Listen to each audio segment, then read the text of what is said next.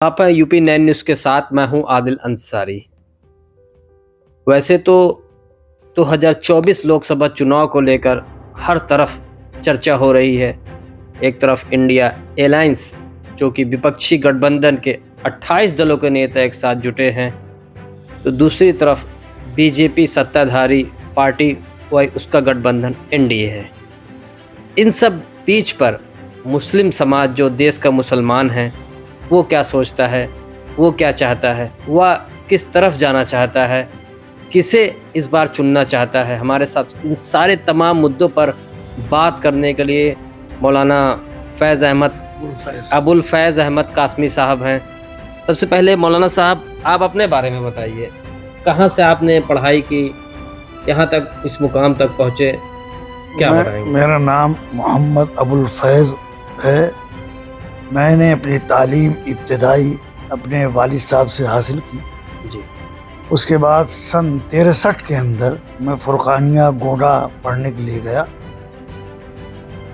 وہاں پر میں نے اپنے استاد خاص طور سے جو قابل ذکر ہیں اور جو میری زندگی میں میرے لیے بالکل قابل اعتماد اور آئیڈیل ہیں، وہ حضرت مولانا عبدالہادی صاحب پرتاپ گڑھی دامت برکاتہم، جن سے میں نے نحو اور صرف منطق کی ابتدائی کتابیں اور اس کے بعد اعلیٰ کتابیں سب میں نے ان سے حاصل کی۔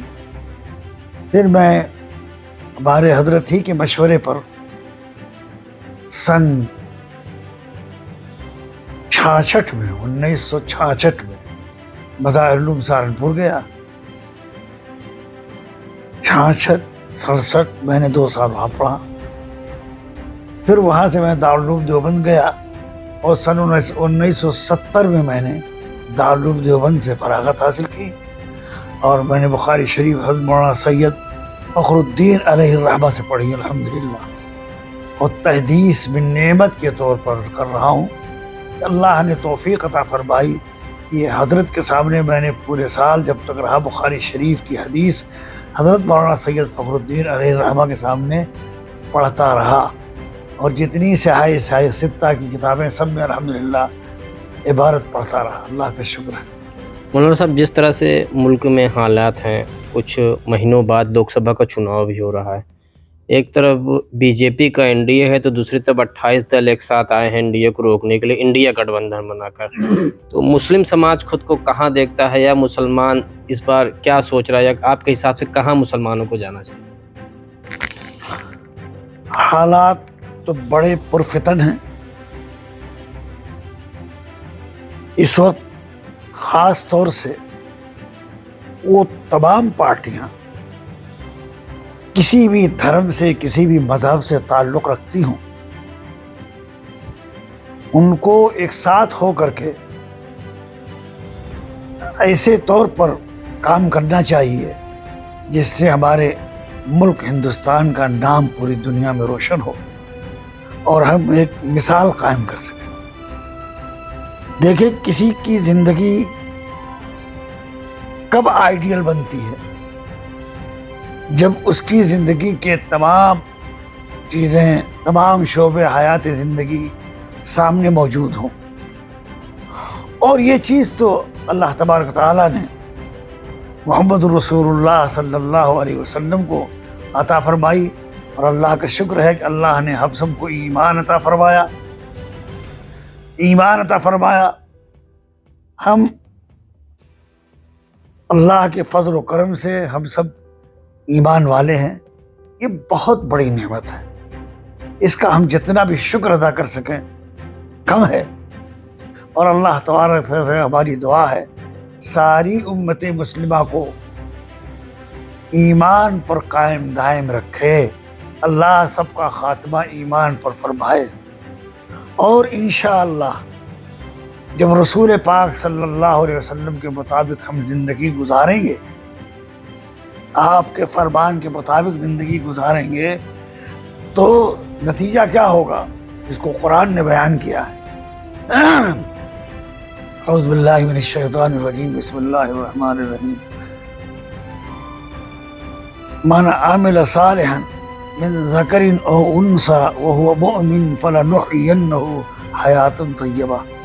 اللہ کا وعدہ ہے جب آدمی عمل صالح اختیار کرتا ہے، ایمان والا ہو، مرد ہو، عورت ہو، اللہ فرماتے ہیں ہم اس کی زندگی کو مزیدار بنا دیتے ہیں، دنیا اور آخرت دونوں مزیدار بن جاتی ہیں.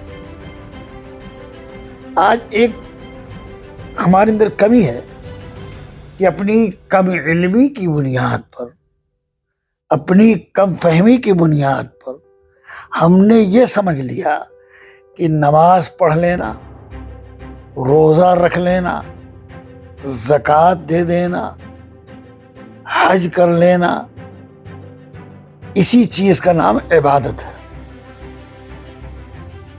یہ عبادت تو ہے ہی، یہ تو عبادت ایسی ہے جس کے بغیر مسلمان مکمل نہیں ہے. لیکن اس کے ساتھ ساتھ دوسری چیزیں جو ہیں وہ زبردست عبادت ہے. کیا؟ خدمت خلق. اسی لیے آقا صلی اللہ علیہ وسلم نے فرمایا الدین النصیحہ، دین تو خیر خواہی کا نام ہے. یعنی ایمان والے کی یہ نشانی ہے، اس کے دل میں اللہ کے مخلوق کے خیر خواہی کا جذبہ پیدا ہوتا ہے. وہ مخلوق کوئی بھی ہو، مسلمان ہو، سکھ ہو، عیسائی ہو، پنجابی ہو، کسی بھی مذہب کا ماننے والا ہو، ہے تو بس انسان. تو انسانیت کی قدر کرنا، بحیثیت انسانیت ہم اس کو آرام پہنچانا، اس کی زندگی کے اندر کوئی تکلیف نہ آئے، وہ اس طرح زندگی گزارے کہ بے خوف ہو کر کے گزارے. وہ یہ سمجھے کہ ہم مسلمانوں کو یہ پیغام دینا چاہیے کہ جب کوئی بھی غیر مذہب کا آدمی میرے پڑوس میں ہے تو اس کو یہ ہم اس طریقے سے اپنے آپ کو پیش کریں کہ وہ محسوس کرے کہ ہم کسی انسان کے ساتھ رہ رہے ہیں، ایسا انسان جس کے دل میں قدر ہے انسانیت کی. تو ایمان والا، اس کے دل میں سب کے لیے خیر خواہی کا جذبہ ہوتا ہے. مولانا صاحب، جیسے اپنا مسلم سماج کو آخر اس بار کیا سوچ رہے ہیں، یا ان کا کدھر جانا چاہے آپ کے حساب سے کیا بہتر ہوگا؟ ایسا میں تو کوئی سیاسی آدمی ہوں نہیں جی، لیکن رہی بات یہ، ایک شعر میں آپ کو سنا دوں. جنہیں منزل پہ پہنچا کے میں خود برباد منزل ہوں. علامہ انور صابری بڑے زبردست شاعر تھے، مجاہد آزادی تھے. شیخ الاسلام مولانا حسین احمد مدنی رحمۃ اللہ علیہ کے خادم تھے، اور یہ انہی کا شعر ہے. میں نے ان کو دیکھا ہے، کئی بار اتفاق بھی ہوا ہے ساتھ میں بیٹھنے کا، سننے کا.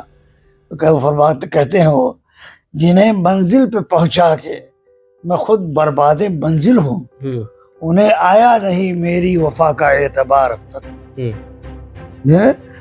اور تو بات یہ ہے کہ ہم ایمان والے ہیں، مسلمان ہیں، اللہ اور اللہ کے رسول پر ایمان رکھتے ہیں. ہمارا تو یہ ایمان ہے، وطن سے محبت ایمان کی علامت ہے. حب الوطن من الایمان، وطن کی محبت یہ ایمان کا ایک حصہ ہے.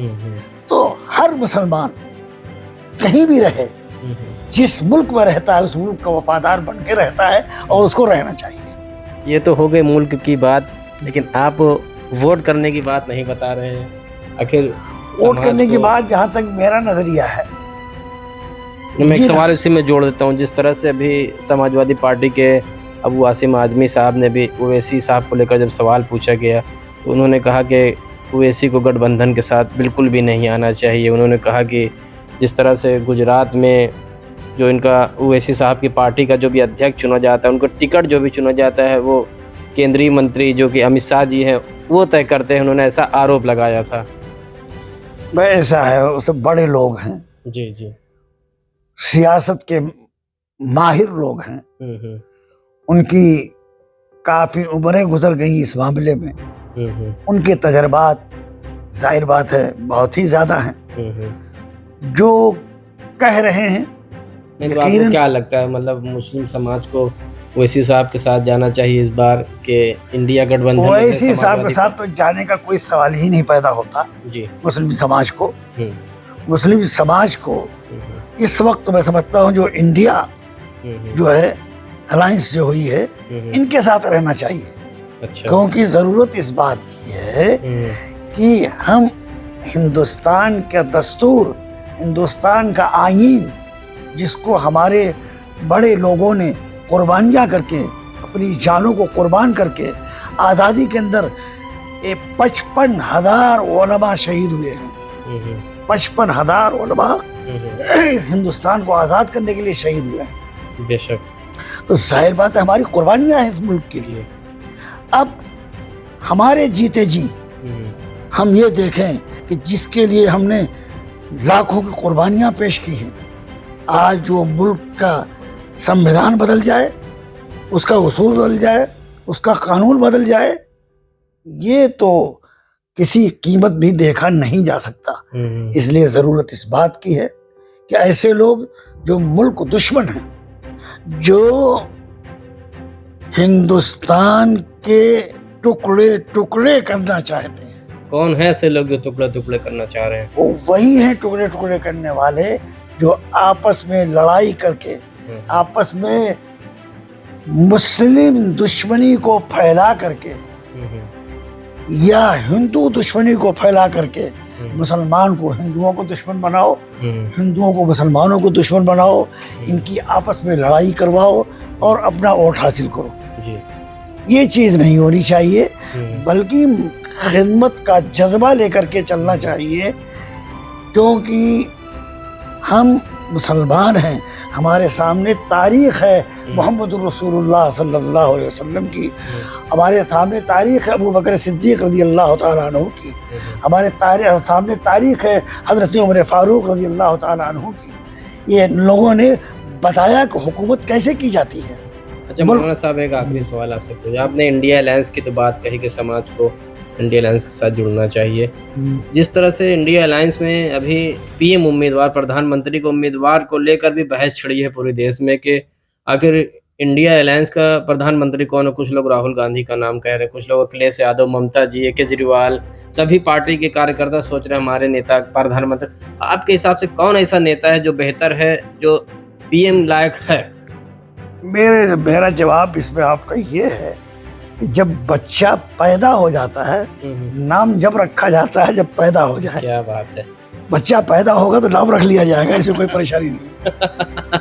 अच्छा, ये थे हमारे साथ मौलाना साहब जो राजनीतिक बात से काफ़ी बच रहे हैं। राजनीतिक बात पे वो नपतुला जवाब दे रहे हैं। उनका कहने के मतलब मैं राजनीतिक नहीं हूँ, ना भी राजनीतिक मुद्दों पर बात करूँगा, लेकिन समाज की बेहतरी के लिए वो चाह रहे हैं कि जिस तरह से जो लोग बंटवारे की या तोड़ जोड़ की राजनीति कर रहे हैं, उनसे दूर होकर मुस्लिम समाज को एक ऐसे अलायंस के साथ जाना चाहिए जो जोड़ने की बात करे, जो मोहब्बत की बात करे। आप जुड़े रहिए UP9 न्यूज़ के साथ।